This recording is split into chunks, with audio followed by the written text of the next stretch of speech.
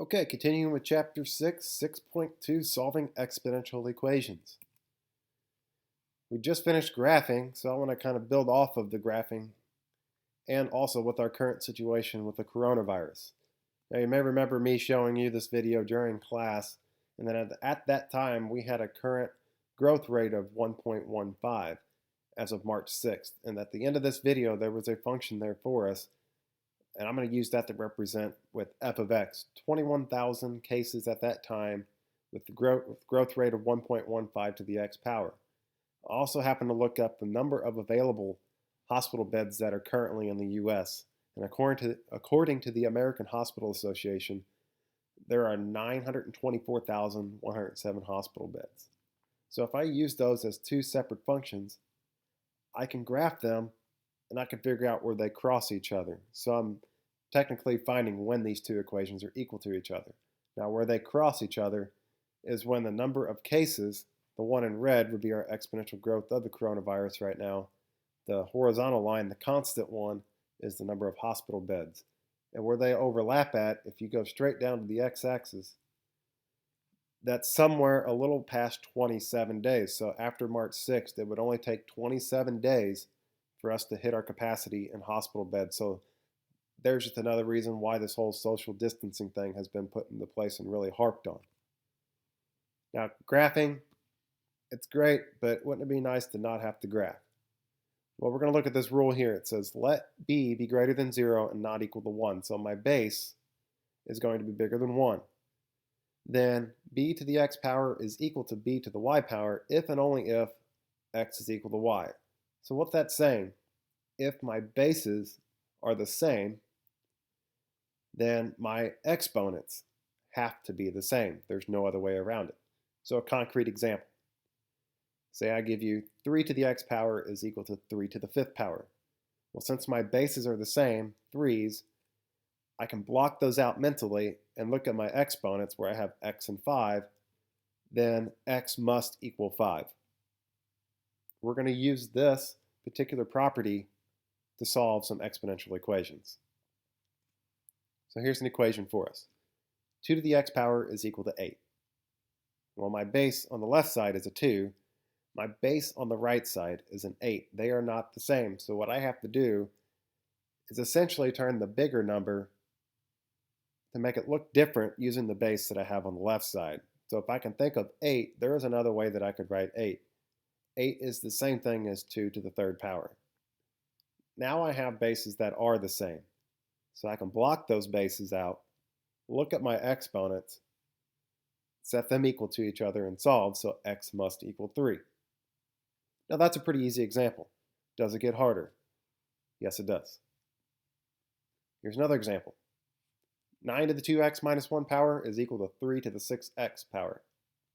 Again, 9 is not the same thing as the base on the other side of 3, so I want to change the bigger base to a different way that I uses 3. 9 is the same thing as 3 to the 2nd power, but this is going to make us use some exponent rules that we've used in the past. One of our exponent rules is power to a power. If I have a power on the inside of a parenthesis and a power on the outside of the parentheses, the rule says to multiply the two powers together. So when I take my power on the inside, the 2, and multiply it with the power on the outside, the 2x minus 1, I'm using distributive property. So when I use the distributive property, I will now have 3 to the 4x minus 2 power, and on the right side, I have 3 to the 6x. Now I officially have my bases the same number, so I can block them out, set the two exponents equal to each other, and solve them like a regular equation. Now solving them regularly, I would subtract 4x over, have negative 2 equal to 2x, divide by 2, so x must equal negative 1. Now there's also exponential inequalities. So I'm just bringing back up the rule that I went over previously a few slides ago. But where I have the equal signs, I can just as easily interchange them for inequality signs. So if I have less than, then the exponents the x has to be less than y. If b to the x is greater than b to the y, then the exponent x has to be greater than y. Another rule that we're going to end up using is the negative exponent rule. We were taught back in Algebra 1 that if I had a number to a negative exponent, I could cross the line, change the sign, and have 1 over b to that power. But that rule can be used going from right to left. So if I have 1 over b to a positive power, I could cross the line, change the sign again, and change it back to a negative exponent. So we're going to use a combination of these two rules. 3 to the 2x minus 1 power is greater than or equal to 1 over 243. Now, if I look at just the 243, I want to be able to write that as 3 to some power. 3 to the power of 5 is 243. But that 3 is on the bottom of a fraction, so I'm going to use that exponent rule where I cross the line, change the sign, and I'm going to change it back to a negative exponent. So 1 over 3 to the 5th is 3 to the negative 5th. Now I officially have my two bases to be the same value. Now I can block out the exponent or the bases, look at just the exponents, and solve that inequality. Add 1 over, have 2x greater than or equal to negative 4, divide by 2, so x must be greater than or equal to negative 2. So a lot of similarities with solving regular equations. Now, is every exponential equation going to be able to just break down one base as the power of the other, or as a product of another power on the other side? Here, if I try to break down 8, there's no other way that I can write 8 as 4 to a power, because as soon as I go to 4 to the second power, I'm at 16. Now I got to break down both of these. If I look at 4 and 8, I can use 2 as my base for both of these. 4 is the same thing as 2 to the second power. 8 is the same thing as 2 to the third power. Using my power to a power rule, I distribute both those exponents. I have 2 to the 2x plus 2 on the left side, 2 to the 6x plus 9 on the right side. Now I have my bases to the same value, so I can block them out, set my two exponents equal to each other, and solve the equation.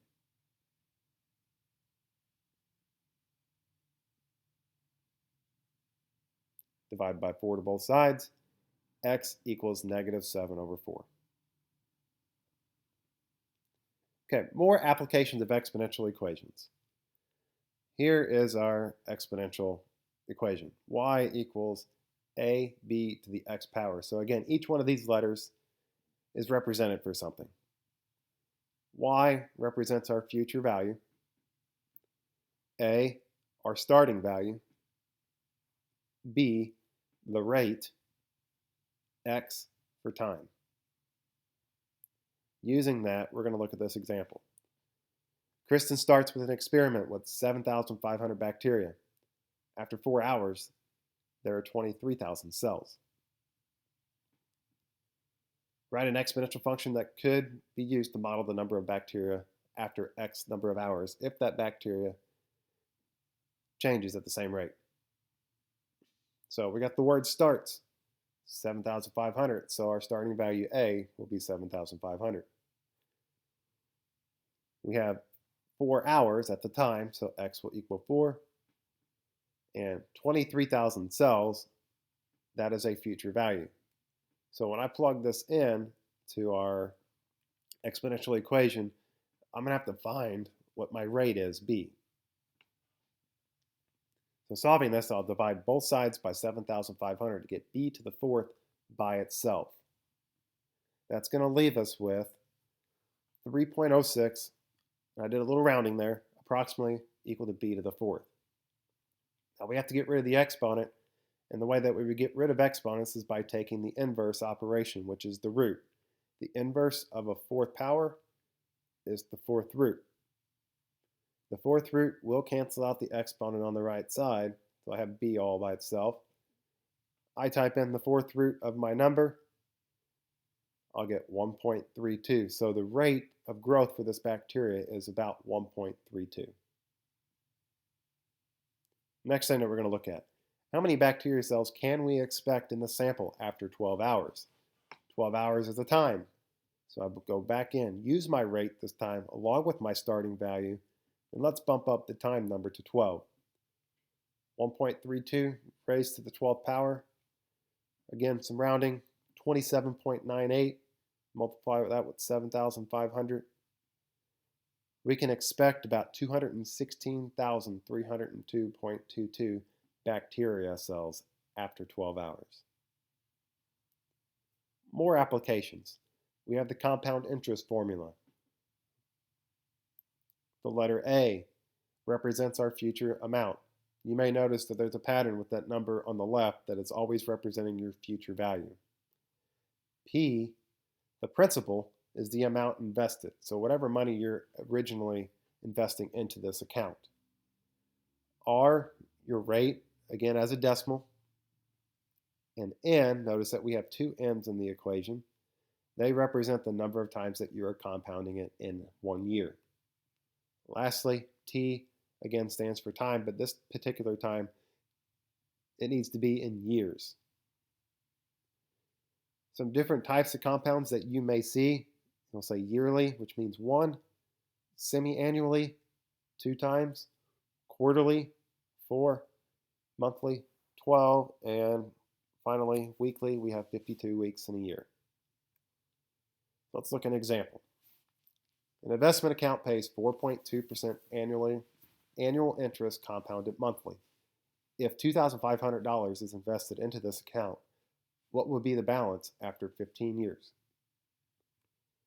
So we start with $2,500 as our principal because that's what we're originally investing. We have a rate of 4.2%. Divide that by 100. 4.2% is a decimal, is 0.042. We have N compounded monthly, 12 months in a year, so we're going to have N values of 12. Finally, 15 years down the road, so my T, my time value, will be 15. I take each one of these numbers, plug it into the appropriate spot into the compound interest formula, and here's what it'll look like.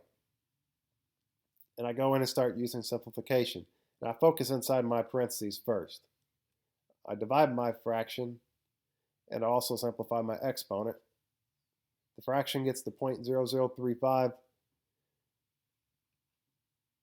Add the number 1.0035. Then I can raise it to the power of 180 to get 1.88. Multiply it by my original investment. And after 15 years, there's going to be $4,688.87 in this account. So there's everything that we need to know about solving exponential equations. The biggest takeaway out of that is to make sure that we have the bases that are the same. And when it comes to applications, plug in the appropriate amount for the appropriate letter.